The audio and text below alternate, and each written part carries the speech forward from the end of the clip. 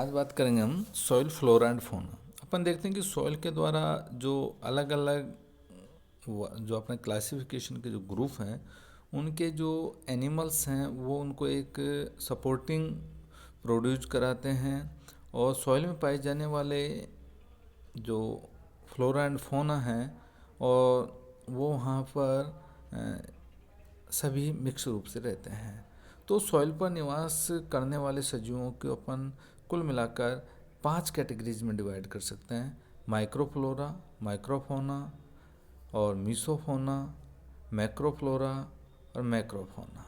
इनमें अपन डिवाइड करते हैं इनको। अब इनमें एक एक को अपन देखते हैं कि जो माइक्रोफ्लोरा होता है उसमें सॉइल में उपस्थित जो माइक्रोफ्लोरा, बैक्टीरिया और अपना एल्गीज, फंजाई और एक्टिनोमाइसिटीज फंजाई के रूप में वहाँ पर वो पाए जाते हैं। सॉइल बैक्टीरिया क्या होते हैं? सॉइल बैक्टीरिया ये सॉइल के जो महत्वपूर्ण एक बायोटा है, जो कुछ माइक्रोफ्लोरा का 90% ये होते हैं। मतलब जो कुल जितना भी माइक्रोफ्लोरा होता है उसका 90% सॉइल बैक्टीरिया होते हैं। और न्यूट्रल जो सॉइल में ये बहुत ज़्यादा मात्रा में पाए जाते हैं। सॉइल बैक्टीरिया को 2 श्रेणी में अपन डिवाइड कर सकते हैं। एक होता है ऑटोट्रोफिक बैक्टीरिया। ऑटोट्रोफिक बैक्टीरिया वो बैक्टीरिया होते हैं जो अपनी ऊर्जा की पूर्ति जो नॉर्मली जो कार्बन के कंपोनेंट होते हैं उनके ऑक्सीडेशन से करते हैं। इस प्रकार के bacteria nitrifying bacteria, sulphur bacteria और आयरन बैक्टीरिया, मैग्नीज बैक्टीरिया आदि होते हैं। ये बैक्टीरिया नाइट्रोजन युक्त जो ऑर्गेनिक मटेरियल होता है उसको सिंथेसिस करते हैं। हेट्रोट्रोफिक बैक्टीरिया ये वो बैक्टीरिया होते हैं जो अपने न्यूट्रिशन की प्राप्ति सॉइल के ऑर्गेनिक मटेरियल से करते हैं। ये डेड व डिके जो मटेरियल होता है ऑर्गेनिक मटेरियल उसका फ्रेगमेंटेशंस करके उसको करते हैं। इस जो फ्रेगमेंटेशंस है उसके कारण नाइट्रोजन, फास्फोरस व अदर जो न्यूट्रेंट होते हैं वो वहाँ से निर्मुक्त होते हैं। इन जो मटेरियल के कारण सॉइल की फर्टिलिटी बढ़ जाती है और फर्टिलिटी बढ़ जाने के कारण वहाँ पर जो प्लांट्स हैं वो ग्रो बढ़िया ढंग से करते हैं। अब आता है सॉइल फंजाई।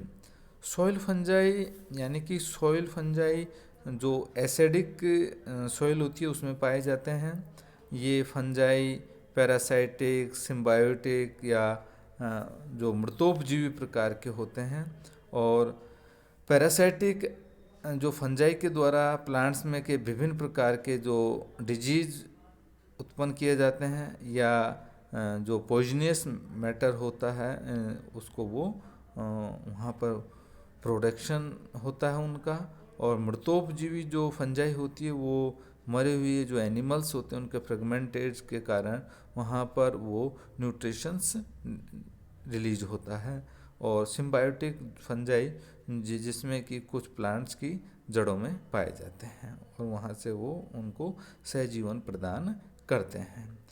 एक्टिनोमाइसिटीज फंजाई ये फंजाई सॉल्टी सॉइल में पाए जाते हैं। ये ऑर्गेनिक मैटर के विघटन में सहायक होते हैं और इनमें एंटीबायोटिक का निर्माण होता है।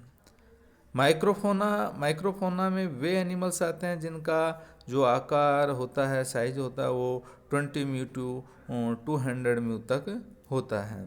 मुख्य रूप से माइक्रोफोना अमीबा, सीलियड्स, फ्लैजिलेट्स, यूग्लाइफा, डिफ्लूजिया सभी क्या हैं? ये प्रोटोजोअन्स हैं। और रैबिडाइटिस, डिप्लोगैस्टा, टिलेकस, हेट्रोडोरा, मोनोकस, प्रेटिलेस और जिफेनेमा, रोटिफास, कॉपीपॉड्स, क्रिस्टेशियंस आदि में ये करैक्टर्स मुख्य रूप से पाया जाता है। अब आता है मीसोफोना। मीसोफोना यानी 200 म्यू से लेकर 1 सेंटीमीटर डायमीटर्स तक के ये एनिमल्स इस कैटेगरी में आते हैं। इनमें मुख्य रूप से spider, pseudoscorpions, potworm, millipede isopod, molluscs पाए जाते हैं। और ये पूरे मिलकर माइक्रोफोना बनाते हैं।